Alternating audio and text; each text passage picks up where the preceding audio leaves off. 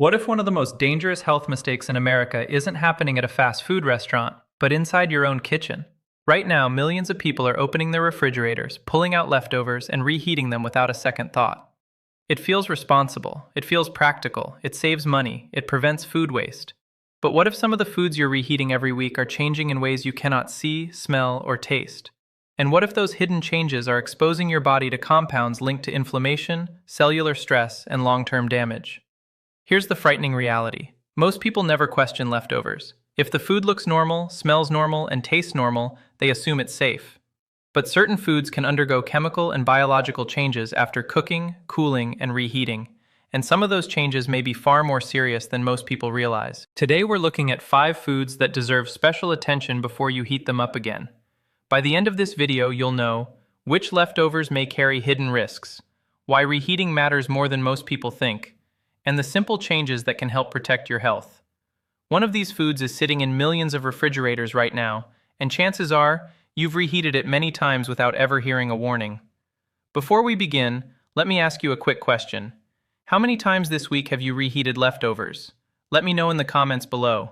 And if you enjoy practical health information that helps you make smarter choices for yourself and your family, subscribe and turn on notifications so you never miss future videos.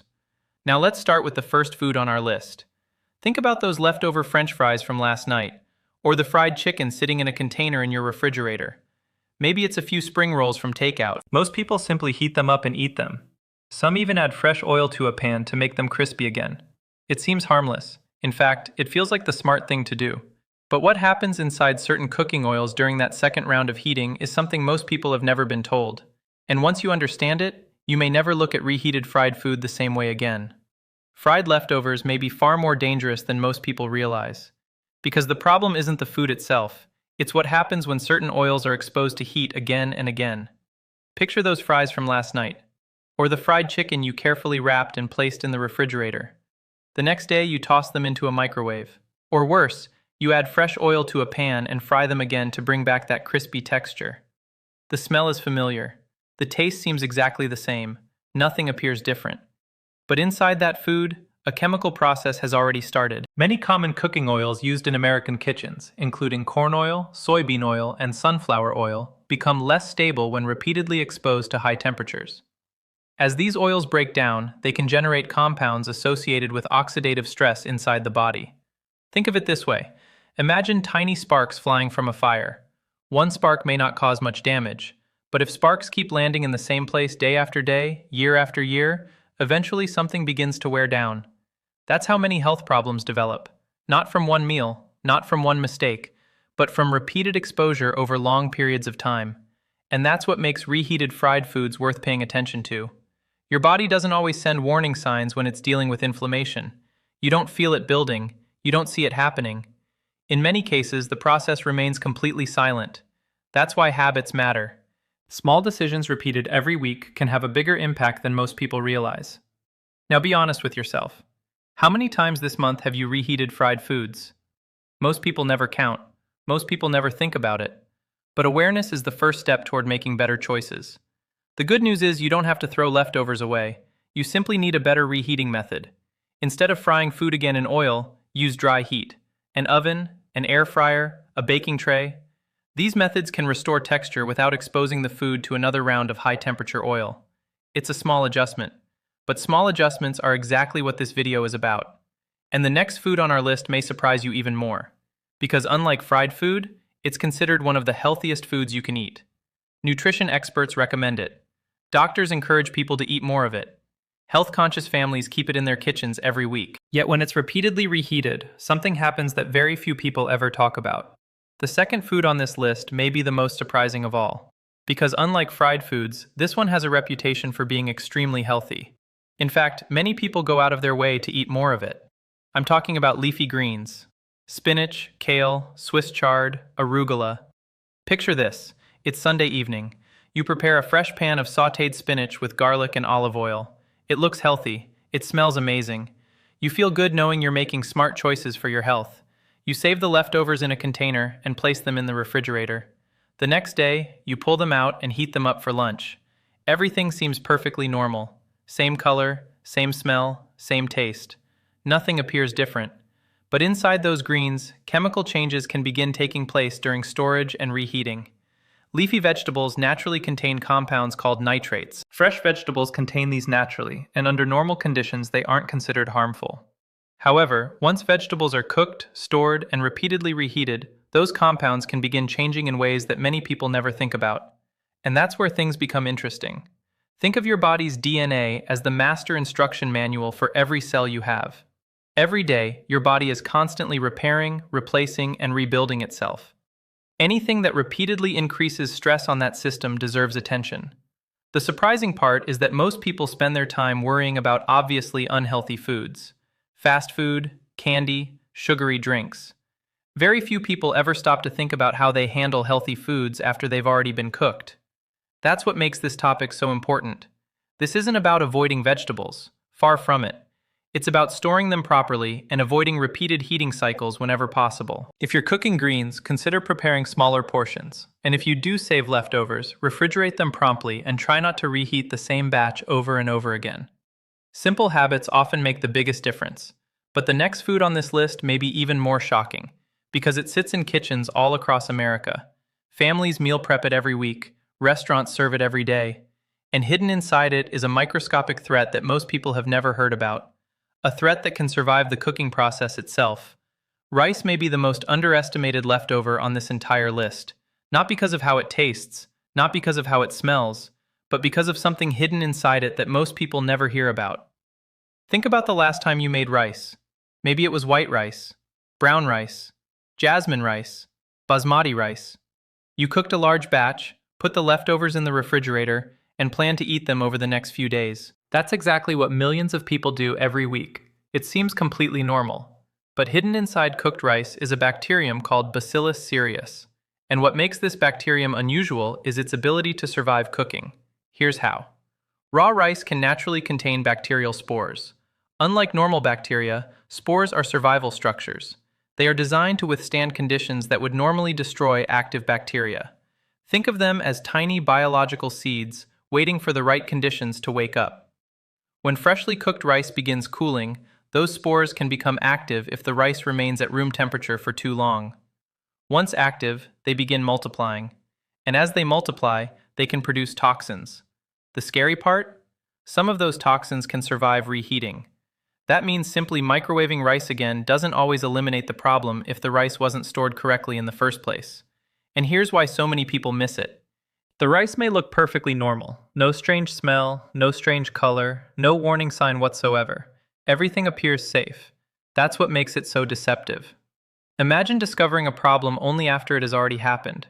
That's why proper storage matters far more than most people realize. If you cook rice, cool it as quickly as possible. Store it in the refrigerator within about an hour whenever practical. And avoid leaving it on the kitchen counter for extended periods. Those simple habits can dramatically reduce risk. But we're not finished with rice yet, because what happens after you reheat it can be just as important as how you store it. And once you hear the full story, you may never look at leftover rice the same way again. The way you store rice may be important, but the way you reheat it matters just as much. Because once rice has been sitting in the refrigerator for several days, many people fall into a routine. They heat a portion, put the rest back, heat it again tomorrow, then again the next day. And that's where problems can begin. Every additional cycle of warming, cooling, and reheating creates more opportunities for bacterial growth if the rice isn't handled properly. That's why food safety experts generally recommend reheating rice thoroughly and avoiding repeated reheating whenever possible. A good rule of thumb is simple. Cook it, cool it quickly, store it properly, reheat it once, then eat it. These aren't complicated rules. They're simply rules that many people were never taught. Now let's move to the fourth food on our list. And this one involves one of the most common kitchen appliances in America, an appliance used millions of times every day, the microwave. Think about leftover chicken, roasted chicken, chicken breast, chicken thighs. Maybe you cooked it last night and saved some for lunch today. You place it on a plate, put it in the microwave for a couple of minutes, touch the outside. It feels hot, so you assume it's ready to eat. But that's exactly where the hidden danger can begin. Most people don't realize that microwaves don't heat food the same way ovens do. An oven gradually heats food from the outside inward. A microwave heats food by exciting water molecules inside the food. And because different parts of chicken contain different amounts of water, fat, and density, heating can become uneven. Some areas become extremely hot. Other areas remain surprisingly cool. Food safety experts call these areas cold spots. And cold spots matter, because bacteria don't need much space to survive. Just a small area that doesn't reach a safe temperature can allow harmful microbes to remain alive. The outside of the chicken may feel piping hot. Meanwhile, a thicker section in the center may still be cooler than it should be. And that's something you cannot always detect by sight, smell, or touch. Which is why the next part of this story may completely change how you reheat chicken forever. The danger with reheated chicken isn't always what you can see, it's what you can't.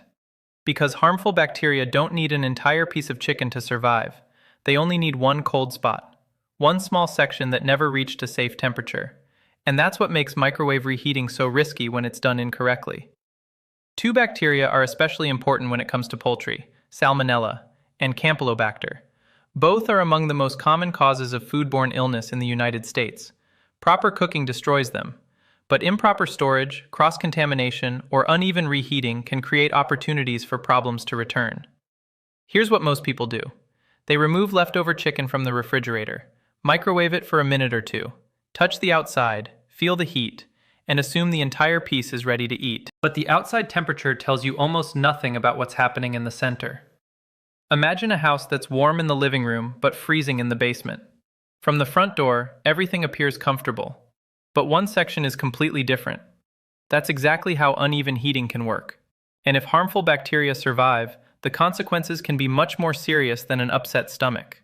Foodborne illness can trigger fever, severe cramping, nausea, vomiting, and diarrhea.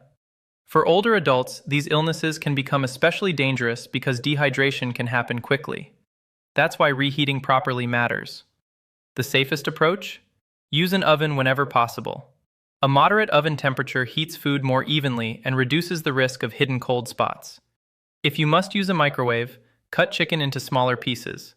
Spread pieces evenly on the plate. Heat at medium power instead of maximum power. Stop halfway through and stir or rearrange the pieces. Allow the food to rest for a couple of minutes before eating. These simple steps help distribute heat much more evenly. And there's another option many people overlook entirely. Eat it cold. Cold chicken added to a salad or wrap eliminates reheating concerns altogether. But the final food on our list may be the most surprising one yet, because it contains not one hidden concern, but two completely different changes happening at the same time. And chances are you've reheated it many times without ever thinking twice. The fifth and final food on this list looks completely harmless. In fact, many people consider it one of the most comforting foods they can eat. I'm talking about potatoes. Roasted potatoes, breakfast potatoes, home fries, the leftovers sitting in a container from last weekend. Picture this. You made a large tray of roasted potatoes, golden brown on the outside, soft and fluffy on the inside. Everyone loved them. So you saved the leftovers. The next day, you toss them into a frying pan with a little oil or heat them in the microwave. It seems like the perfect way to avoid wasting food. But what most people don't realize is that two different changes can occur when potatoes are repeatedly reheated. The first involves a compound called acrylamide. Acrylamide can form when starchy foods are exposed to high temperatures, especially during frying, roasting, or browning. That golden, crispy texture many people love? It's part of the same process that can contribute to acrylamide formation. Now here's where things become interesting. When potatoes are cooked, cooled, and then heated again at high temperatures, the conditions that encourage browning can return all over again. And that means another opportunity for acrylamide formation. This doesn't mean you should never eat potatoes. It simply means that repeated high-heat cooking deserves attention. But that's only the first change. The second may be even more surprising. When cooked potatoes are cooled in the refrigerator, part of their starch changes into something called resistant starch. And resistant starch behaves very differently inside the body. Unlike regular starch, it digests more slowly. It helps moderate blood sugar responses, and it supports beneficial bacteria in the gut. In other words, a cooled potato is metabolically different from a freshly cooked hot potato. That's why some nutrition experts actually encourage certain cooled potato dishes. But when potatoes are reheated at high temperatures, some of that resistant starch can be reduced. And that's where many of the potential benefits begin to disappear. So the question becomes, what's the best way to enjoy leftover potatoes without losing those advantages? The answer may surprise you. And it brings us to the final lesson of this entire video. Here's the most important thing I want you to remember from everything we've discussed today. If you've been reheating these foods for years, it's not too late, not even close. One of the most remarkable things about the human body is its ability to recover when we start making better choices. Your body is constantly repairing itself, replacing old cells, building new ones, responding to the habits you practice every single day. That's why this video isn't about fear. Fear doesn't help anyone. Knowledge does. And now you know something most people never hear. Let's quickly review the 5 foods we covered. Fried foods. Avoid reheating them in additional oil. Use an oven or air fryer whenever possible. Leafy greens. Refrigerate promptly. Avoid repeatedly reheating the same batch. Rice. Cool it quickly. Refrigerate within about an hour. Reheat thoroughly and avoid multiple reheating cycles. Chicken. Heat evenly. Watch for microwave cold spots. Consider using an oven or eating it cold in salads and wraps. Potatoes.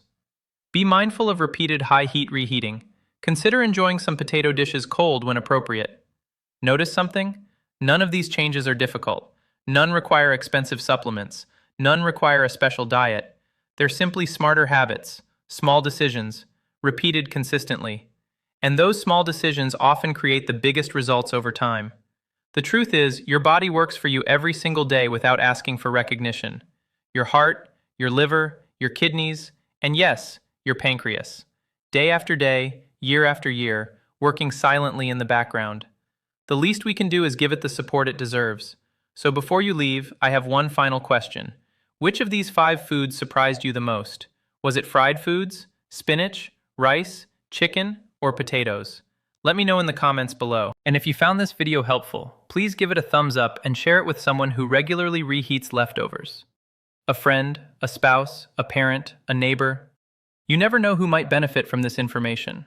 And if you enjoy practical health tips designed to help you make smarter everyday choices, subscribe and turn on notifications so you never miss future videos. Thanks for watching.